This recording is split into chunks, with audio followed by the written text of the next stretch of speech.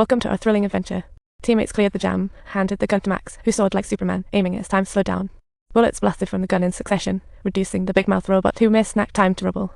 After defeating the robot, the group rushed towards the tycoon, only to have another mechanical guard pop up out of nowhere, and boom.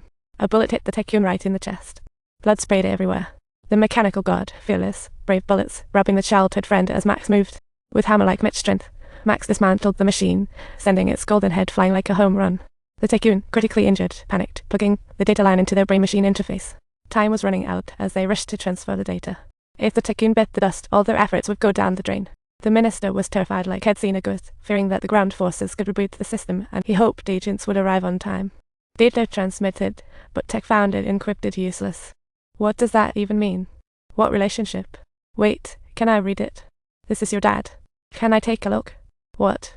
Seeing the agent's ship appear, the tech guy wanted to give up, but was grabbed by Max, who if he couldn't get to paradise, he was as good as dead. But that was useless. The tech guy ran off headlong. Why are you going to the center? The ship descended unsteadily, like a syncretism, and instead of using weapons, played a game of cat and mouse.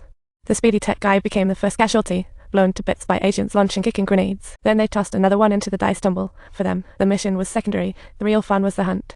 Spotting Max and his buddy fleeing in a car, they finally used their weapons to stop them. The agent came down to throw down in a hands-on fight. His armor was super tough. Knocked Max down quickly, then stabbed his dagger deep into his belly. Max thought this deal might ruin him. Seeing Max helpless, the agent planned to end the pointless fight. Just then, the childhood friend stepped in, but his shots couldn't pierce the agent's armor. He was stabbed instead. Max's buddy didn't want to join the action, but was dragged in hoping to escape the harsh life on the ground, wanting to sneak into paradise together, and now he ended up dead here due to his selfish choice.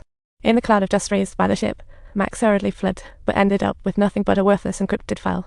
He had no idea how to turn the tables, but for him and Max, this would be meaningless since the tycoon had already bled out. To reignite paradise and appoint a new president, they needed to catch Max. His brain might hide the reboot program. He ordered the agents to find him at all costs, but they had to avoid damaging his brain.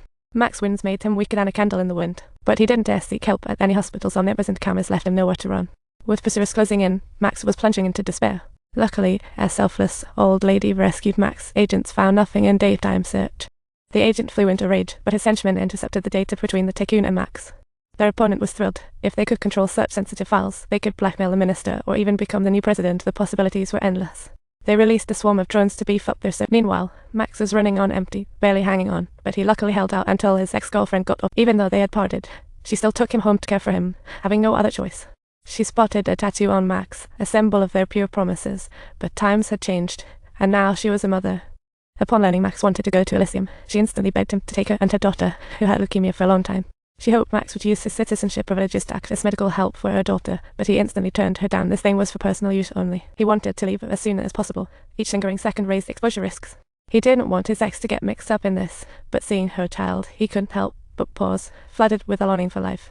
While tending to Max's wounds, she casually recounted a story, disregarding the urgency of the moment. Once, in a forest, a hungry little cat too small for fruit made a horse friend, riding it to enjoy. The girl's desperate plea was all too clear, but it couldn't halt Max's hurried trick. He was inherently selfish, and the good in him wasn't enough to spur any self-sacrifice. He thought that leaving quickly without dragging them into trouble was a great kindness, but ironically, they had other plans. The agents, unable to catch him, turned their attention to them instead. The agent's mood swung wildly, not even knowing what he'd do next. His ex got a beating for hesitating, and when they found out Max had fled alone, he got an earful. Seeing the woman risking her life to protect her child, the agent's heart momentarily softened. He decided to take them on the ship to treat her. He even considered marrying her, not just seeking a way out of desperation, but living with such a high roller. Who knew if that was a blessing or a curse? Meanwhile, Max found tongue and switched to "if you dare, I dare" mode, coercing him to send him to paradise. For secrecy, the minister set LA as a no-fly zone. No ship could take off till the ban was lifted. The wise mobilized so many resources for it, making Tongue curious about the secret document. Was it worth the commotion? After the investigation, Tongue was shocked by the importance of the reboot sequence. If they acquire the restart sequence, they can control the system, turning Earthlings into paradise citizens with equal benefits. Tongue secretly thought he had to get Max on board. He'd quickly hack the no-fly restrictions, but Max couldn't wait that long and didn't care about anyone else's fate. So this time, he sought the agent, offering his brain's secret files for his life. They argued. Who knew the gang leader had such insight? To save Dawn, unable to persuade Max, he secretly attached a tracker and ordered his men to let him go. In front of his smashed drone, Max demanded to the agent, risking his life, and boarded the ship. Meeting his ex, he felt guilty, avoiding her gaze.